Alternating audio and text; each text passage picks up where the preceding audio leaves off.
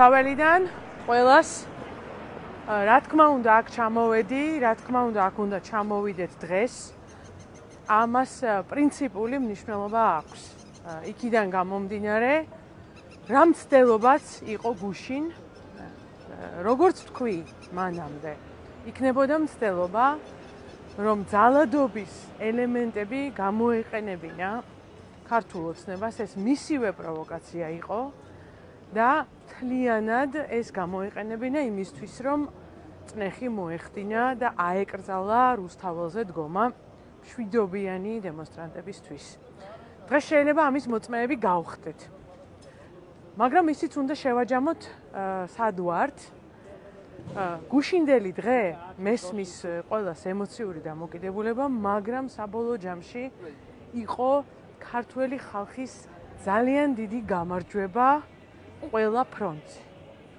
გამარჯვება რუსთაველზე, იმიტომ რომ 100,000 ადამიანი მოვიდა ისევ შეურიგებელი იმასთან, რაც არის ქართული ოცნება, ისევ ესეთი პრინციპული და მედეგი განწყობით და მთავარი ფასეულობით, რაც არის მედეგი, მაგრამ არაძალადობრივი წინააღმდეგობა. ყველაფრის მიუხედავად ეს ხალხი ვიდექით ისევ რუსთაველზე შვიდად და მტკიცეთ. თავიდან ბოლომდე ჩაიშალა ის მსხვერპლშეწირვა, რაც იყო ეგრეთ წოდებული 4 ოქტომბრის არჩევნები. ოღონდ ჩაიშალა ყველასთვის. სიხარბე დაისაჯა. იმ მოშინაურებული ოპოზიციური პარტიების სიხარბე, რომლებიც ამ არჩევნებში შევიდნენ იმისთვის, რომ წაეღოთ რამდენიმე საკრებულოს, რამდენიმე ადგილი და თანამდებობა, დაისაჯა. მათ გაინულეს საკუთარი შედეგი, რომელიც დაიდო 2024 წლის საპარლამენტო არჩევნებზე. ის მონაცემები, რაც ამ პარტიებმა მიიღეს, ვითომ ოპოზიციას გულისხმობ, მოშინაურებულ ოპოზიციას, სამარცხვინო მონაცემებია და ამას მე რა თქმა უნდა ცალკე ხვალ გავარჩევ თქვენთვის. კახი კალაძის მხარდაჭერა მიზერული. ქართული ოცნება ქვიდან წვენს ვერ გამოადენს. ქართველი ხალხი გაქვავებულია ქართული ოცნების მიმართ. ქართული ოცნება ჩიხშია მიყუდებული და იქცევა როგორც კუთხეში მომწყვდეული ცხოველი, რომელსაც არაფერი დარჩენია გარდა თავდასხმაზე გადასვლისა. იმედი მაქვს, რომ ვინმეს მათ შემადგენლობაში ესმის მათი სავალალო ვითარება. რა სიტუაციაშიც თავი ჩაიგდეს, რომ ისინი წარმოადგენენ თბილისის მთავრობას, რომელიც არჩეულია მეხუთედის მიერ, ისიც გაყალბებით, ძალიან კარგად აჩვენებს მათ პოპულარობას და რა მომავალი აქვს ამ პარტიას. არავითარი მომავალი, გარდა კიდე მეტი ძალადობისა, კიდე მეტი რეპრესიებისა, რომელზეც მათ აუცილებლად მოეთხოვებათ პასუხი. ეს არის ისტორიული კანონზომიერება.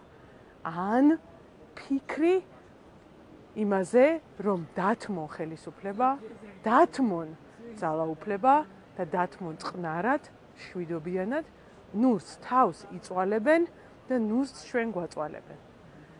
ვფიქრობ, ის ციფრები, რომელიც მათ ძალიან კარგად ნახეს ამ არჩევნებში, მიზერული მონაწილეობა, მიუხედავად დაშინებისა, მიუხედავად ფულისა, მიუხედავად საჯარო მოხელეების მობილიზებისა, მინიმალური მონაწილეობა და მინიმალური მხარდაჭერა კახი კალაძეს. ხო, აქედან გამოსავალი მათ არა აქვს. და ასევე კიდე ძალიან მნიშვნელოვანი რაღაც. მე გუშინ კიდევ ერთხელ დავწმუნდი, რომ ეს ქვეყანა ნამდვილად ევროპული ქვეყანაა. მივიღე ძალიან ბევრი მესიჯი ჩემი უცხოელი კოლეგებისგან, უცხოელი პარლამენტარებისგან, ინგლისიდან, შვედეთიდან, იტალიიდან, ნიდერლანდებიდან, როგორ ხართ, რა ხდება მანდ. რამდენად ძლიერია ძალადობა ხელისუფლების მხრიდან. ეს მხარდაჭერის მესიჯები. ეს უკვე აჩვენებს, რომ ჩვენ ყველანაირად მივაღწიეთ იმას, რომ ამ სივრცის ნაწილები ვართ. ახლა ამას სჭირდება გაცნობიერება, ბიძინა ივანიშვილის მხრიდან და შესაბამისი გამოსავლის მოძებნა. შვიდობიანი გარდაქმნის და ხელისუფლების მშვიდობიანი გადაცემის გზით. ასევე ძალიან მნიშვნელოვანი რაღაცა, რაც ეხება პროტესტს. ის შეურიგებლობა, რომელიც ხალხში ჩამოყალიბდა, რომელმაც აჩვენა, რომ საქართველოს მოსახლეობა არ აპირებს არც დაშინებით, არც ფულით მივიდეს არჩევნებზე, ეს შეურიგებლობა ძალიან კარგად ჩანს ჩვენს უცხოელ მეგობრებში. არ გამოვიდა არჩევნების გამოყენება რაღაცის ლეგიტიმაციისთვის. არავის არ გამოვიდა.